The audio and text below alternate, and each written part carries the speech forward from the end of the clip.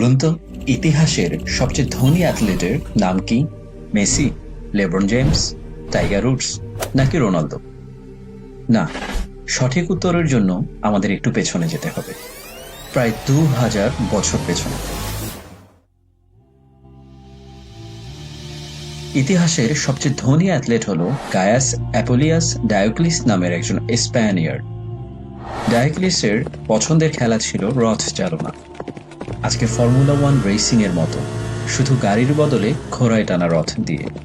প্রাচীন রোমের এই সেলিব্রিটি সারথি 24 বছরের ক্যারিয়ারে আয় করেছিল প্রায় 3.5 কোটি রোমান সিস্টারসিস, আজকের বাজারে প্রায় $15 বিলিয়ন।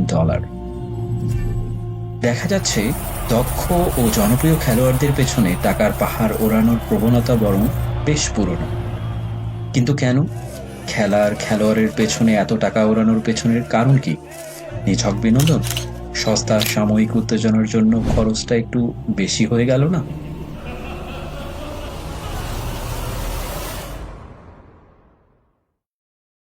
মানুষকে নিয়ন্ত্রণের জন্য শরীরের চেয়েও বেশি গুরুত্বপূর্ণ হলো তার চিন্তার ওপর কবজা। এই চিন্তাকে নিয়ন্ত্রণে রাখার জন্য রোমের রাজনীতিবিদরা বের করেছিল চমৎকার এক বুদ্ধি: জাঁকজমকপূর্ণ বিশাল সব স্পোর্টিং ইভেন্টস। কোনো অসন্তোষ দেখা দিলেই নতুন কোনো উত্তেজক ইভেন্ট হাজির করত শাসকেরা। উদ্দেশ্য, গুরুত্বপূর্ণ বিষয়গুলো থেকে মানুষের মনোযোগ সরিয়ে রাখা, সহজলভ্য বিনোদনের বন্যায় অনুভূতিগুলোকে অবশ করে দেয়া। গ্ল্যাডিয়েটর টুর্নামেন্টস, চ্যারিয়ট রেসিং, ড্যামনেশিও অ্যাড পিস্টিসিয়াস, বিশ্বকাপ, La Liga, Formula 1, T20, UFC, bread and circuses. Roman সাম্রাজ্যের সাথে, বিশেষ করে এই সাম্রাজ্যের অবনতির পর্যায়ের সাথে আমাদের এই সভ্যতার বেশ অনেকগুলো মিল আছে। অধিকারগুলো যখন ক্রমান্বয়ে সীমিত হয়ে আসে, যখন আইনের শাসনের মৌলিক কাঠামো ভেঙে পড়ে, ছড়িয়ে পড়ে বিশৃঙ্খলা ও নৈরাজ্য, অসন্তোষ দানা বাঁধতে থাকে, মানুষ যখন ফুঁসতে থাকে রাগে, যখন মিডিয়ার মায়াজালের কাঠামো ভেঙে পড়ার উপক্রম হয়, তখনই সম্রাট হাজির হয়ে যায় নতুন কোনো কলোসিয়াম, নতুন কোনো বিশ্বকাপ, নতুন কোনো গ্ল্যাডিয়েটর, নতুন কোনো ইভেন্ট, স্ক্যান্ডাল কিংবা মুভি নিয়ে। খরচ করা হয় লক্ষ কোটি টাকা। বাস্তবতাকে মিউট করে সভ্যতার দাসেরা মন্ত্রমুগ্ধের মতো বোকা বাক্সের দিকে চেয়ে থাকে।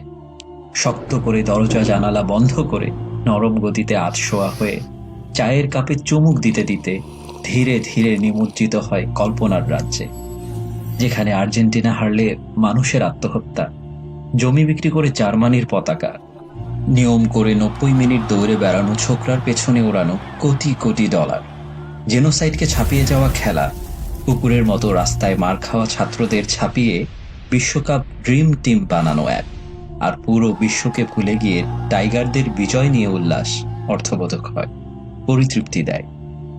মানুষ আর মানুষ থাকে না, পরিণত হয় তুচ্ছ বিষয় নিয়ে আচ্ছন্ন উন্মত্ত ফ্যান আর দর্শকে।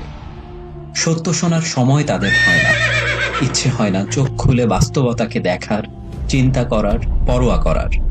খাদের কিনারায় দাঁড়িয়ে অবহেলা ভরে সে মুখ ফিরিয়ে দেয় মুক্তির পথ থেকে। সে নিয়ন্ত্রিত হয়, ব্যবহৃত হয়, ব্যবহৃত হতে হতে ব্যবহৃত হওয়াতেই আনন্দ খুঁজে পায় জীবনের উদ্দেশ্য। বিনোদন পরিণত হয় অস্তিত্বে, মানসিক দাসত্ব টিকিয়ে রাখার সাম্রাজ্যের নিপুণ হাতিয়ারে।